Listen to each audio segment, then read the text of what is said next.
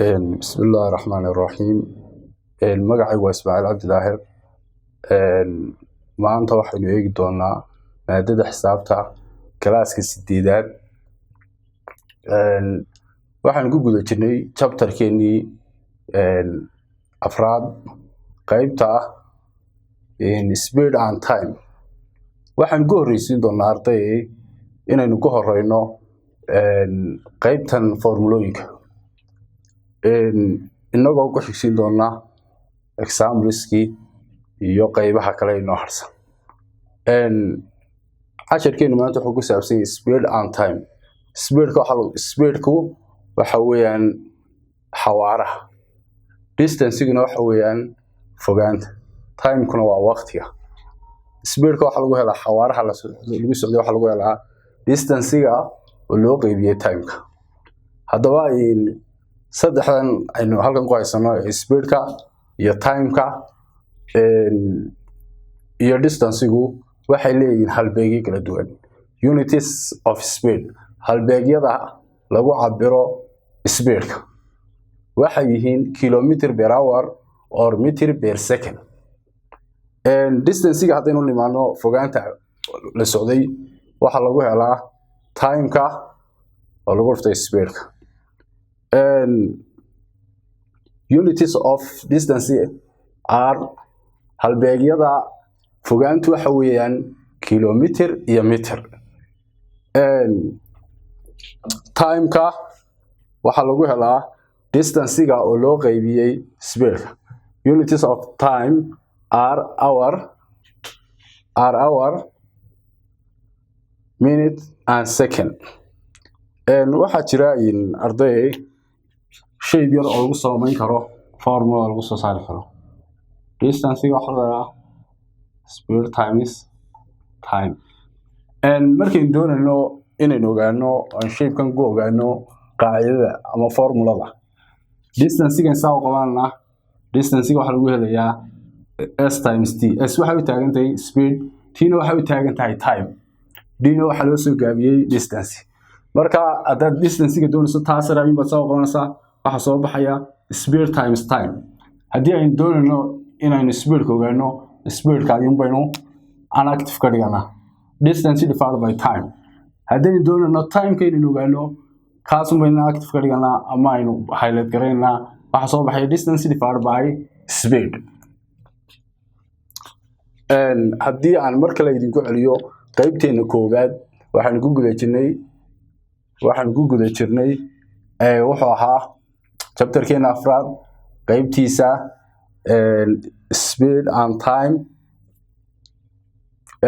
formula ayaynu ugu horeysiin doonaa speedka waxa lagu helaa distancega fogaanta la socday oo loo qaybiyay waqtiga lagu socday tusaale ahaan haddaad berbera tegayso ilaa hargeysa ilaa berbera inta la socday waxaa la yidhaahdaa distance fogaan baa la yidhaahdaa inta aad sii socotay waqtiga qaadatay ayaad u qaybinaysaa halbeegyadiisa waxaa ka mid ah halbeegyadiisa unities halbeegyada of speed halbeegyada xawaaraha r waxa weeyaan kilometer per hour or mtan waxa loo soo gaabiyay minute intana waa second meter per second waxa soconaysaa wuxuu noqonayaa kilometer per hour ama meter per second distancega oo ah fogaanta u dhaxaysa hargeysa ilaa berbera tusaale ahaan waxaad ku helaysaa waqtigaad socotay ayaa waxaad ku dhufanaysaa xawaarahaad ku socotay haddaba wuxuu leeyahay halbeegyo lagu cabiro unities of distance are waxa weeyaan halbeegyada fogaantu waxa ay noqonayaan kilometer iyo meter timeka waxaan ku helaynaa waqtigeenu soconay hargeysa tusaale ahaan ilaa berbera fogaanta ay soconay ee u dhaxaysay berberiya hargeysa ayaa waxaan u qaybinaynaa xawaarahan ku soconay halbeegyadiisa unitieskiisa waxaa ka mid noqon doona unities of time halbeegyada waqtigu uu leeyahay ama waqtiga lagu cabiro waxaa ka mid ah hour iyo minute iyo second qaybta aynu kasii qaadi doonaa waxaan geli doonaa muxuu yahay speed distance-na muxuu yahay labadaan aynu eegno haddaba waxaan eegi doonaa speed-ku muxuu yahay distance-guna muxuu yahay speed measured a distance traveled per unit of a time speed-ku waxa lagu cabiraa fogaanta la socdaalay per minute per unit minute kasta ama daqiiqad kasta inta la socdaalay weeye distance-ga speed-ku measured waxa lagu cabiraa distance fogaanta traveled per unit of a time waqti kasta inta la socdaalay ayaa lagu cabiraa ama socodkaaga minute kasta inta socotay ayaa lagu cabiraa distance-ga oo fogaantii ahayd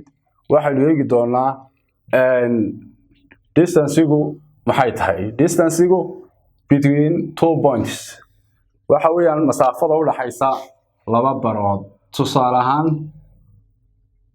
halkaas haday tahay halkaasina b tahay laba magaalo tahay masaafada u dhaxaysa ayaa la yiraahdaa fogaan inta la socdaalay halkaas aad ka dhaqaaqaysaa ilaa halkaas ayaa noqonaysa fogaan waa distance fogaanta between 2 points u dhaxaysa laba barood ama laba meelood oo aad u kala dhaqaaqday the length of straight line digoo u soconaya si toos ah waxaan eegi doonaa example-ka koowaad ayaan soo qaadan doonaa ninka la yiraahdo Axmed traveled waxa uu socdaalay distance fogaan of 450 kilometer fogaanaha wuxuu socday 450 kilometer by car isagoo ku socdaalaya gaari isagoo ku socdaalaya waxaan u socday 10 hour 10 saacadood buu sii socday find the speed of a car waxaad raadisaa xawaaraha uu gaarigu ku socday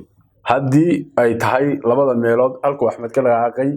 haday tahay tusaale ahaan magaaladan Hargeysa oo u socdaalay ilaa Burco fogaanta uu socday Axmed 450 buu socday ilaa Burco waxaan ku socdaalay gaari 10 saacadoodna uu sii socday xawaaraha uu gaarigiisu jirayay saacadii ama minute-kii waxay noqonaysaa waxaan geli doonaa xabadan calculation-keeda waxaynu haysanaa maxay naga maqan maxaa laga doonaya inay soo saarno arday xagan soo eega waxaan ka shaqeyn doonaa xabadan example-ka ah horta maxay la siiyay ee aynu haysanaa given-keenu waa maxay